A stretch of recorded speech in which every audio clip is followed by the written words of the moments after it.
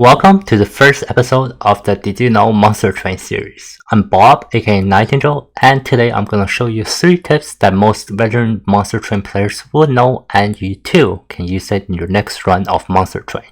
This video will cover the 3 different seraphs and their different minions, symbol indications for Daedalus and Fel, and the 3 different Fels and their different minions.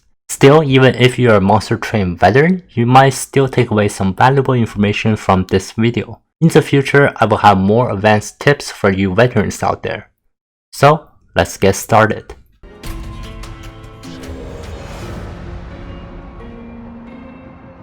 When you first start a run that is Covenant rank 1 or above, there is a pop-up that shows you what cards have been added into your deck and also what seraph you will be facing. We all know that Seraph the Chaste cleanses half of your buffs every turn, Seraph the Diligent consumes the first spell you play every turn, and Seraph the Temperate saps every one of your unit for 3 every turn. However, did you know that each one of these 3 different Seraphs have their own distinct enemies that come with them? Let's see them one by one. Seraph the Chaste cleanses your buffs, but he also employs Power Wings to drain your Umber. These guys have 2 attack, 120 health at Covenant rank 1, and 4 attack, 150 health at Covenant rank 25. The catch with these guys is not their damage, it's that they have Sweep and Ember Drain. The more units you have on the floor, the more Ember you will be drained. The good thing is that they always spawn in the front with Gilded Wings behind. Also, there are a lot of different ways to deal with them. Killing them straight up with damage spells is very difficult unless you have some spell weakness.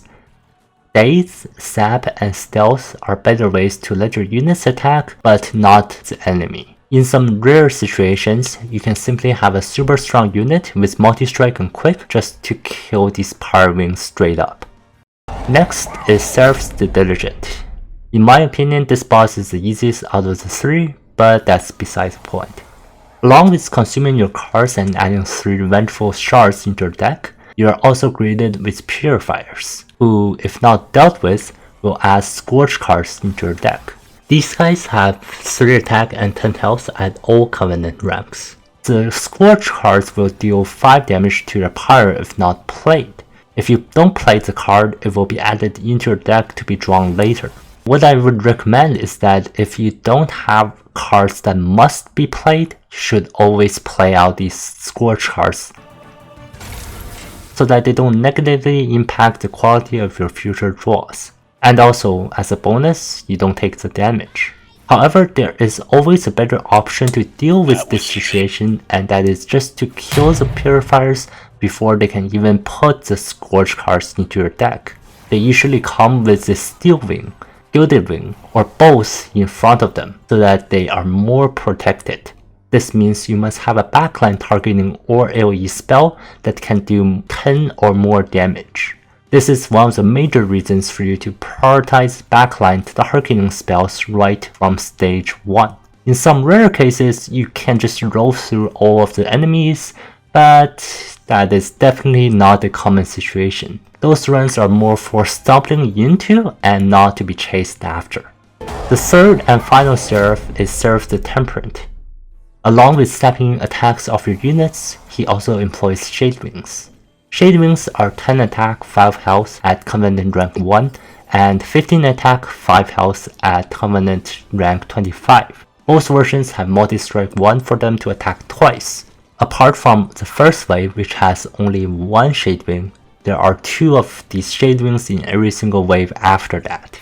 Of course, they are also protected by Steel Wings, Gilded Wings, or a combination of both in front of them. These enemies are another great reason to prioritize backline targeting or AoE spells. Without these spells, your units can easily take 60 plus damage per wave at Covenant rank 25. So pick up those targeting spells when you have the chance. Now that you know what to expect from each one of these 3 seraphs, you can start planning for them much more thoroughly and cover all shortcomings in your deck. As with the different versions of Seraph, there are also different versions of Daedalus and Fel.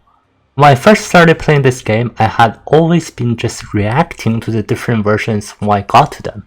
However, did you know that the information on the versions of Daedalus and Fel is readily available in the beginning of the run? There are two different ways you can acquire this information. One is the map of where the train is going, and the other is the mini-map on the top right corner. On both of them, you can scroll down to Daedalus and Fel and see exactly which version they are and prepare for them ahead of time. There is a symbol on the top of their boss battle icon which tells you exactly which version they are. So let's get going and look at all of the symbols. For Daedalus, his three forms are the non-boss enemies deal 1 damage on death, explosives trigger twice, and explosives have 1 damage shield. On screen now are the 3 different Daedalus versions with their respective icons. Normally, unless you are a Hellhorn with torches, you might just need to tank the explosive damage. There just isn't enough time for us to get the necessary cards to deal with the explosive unless you get lucky with either piercing spells for the damage shield 1 or just backline targeting in general for the other 2 types. In the case of Fel, there is a lot more time to plan for him, and you should definitely do that since his versions are vastly different. His 3 versions are adding Scourge cards, Spell Shield statues and adding armor, Multi-Strike statues and adding rage. Scourge requires you to have some Ember cheating artifacts or cards. If not, taking Fel's Remorse after beating Daedalus is a great way to alleviate some of the Ember problem. This version is one of the easier versions because the statues don't do anything, and the first 2 waves of enemies are pretty easy to deal with. The next version is the statue has Spell Shield 5, and every turn Fel gives a floor that has enemy on it plus 10 armor. Plus 10 armor is to everyone on that same floor. I will analyze the movement of Fel and Seraph in a future video, so for this video just assume that Fel will go to any one of the floors with enemies.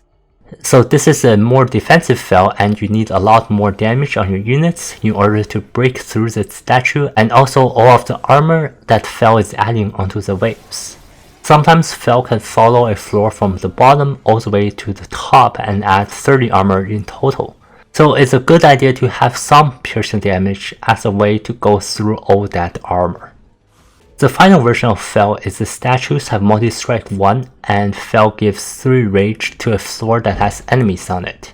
The movement is the same as the shield version. For this version you need to have a really good scaling tank with armor, healing, etc. and also ways to deal a lot of damage, because the rage that Fel gives out can really stack up and kill your units if you don't kill them first. In order to thoroughly analyze how to deal with each version of Fel, we need to look at the different enemies that each version comes with.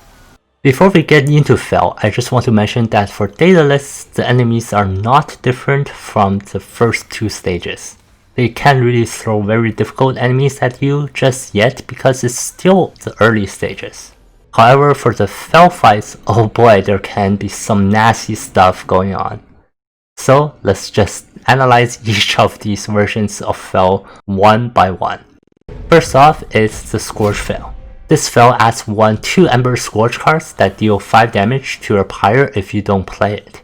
It has the same mechanic as the Scourge card added by the Purifier explained earlier in this video. However, what the game doesn't tell you before the fight is that there are Absolvers in the fight as well. Absolvers are 1 attack 5 health units that also add Scourge cards to the top of your deck at the end of the turn.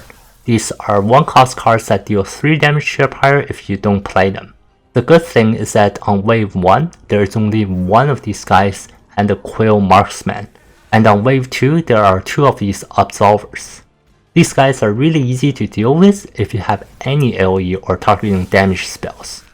After that, there are clipped guardians in front of them guarding them, but by wave 3, you should have set up all your own units and start clearing these enemies more proactively. The second version of Fel is Shield Fel. The Alabaster Guardians gain Spell Shield 5 and Fel gets to add 10 armor to all units on the floor every single turn. As mentioned before, I will be analyzing the movement of Fel and Seraph on a different video. For this video, the enemies that come with this version of Fel are the combinations of Sycophants and overcharged tanks. Sycophants are 2 attack, 1 health units that give all other friendly units on the floor plus 2 attack, and overcharged tanks are 5 attack, 85 health at Covenant rank 1, and 6 attack, 95 health at Covenant rank 25. While Clipped Reflector is also a pain to deal with in the Fel fights, they can be seen in all versions of Fel and is not unique to the Shield Fel.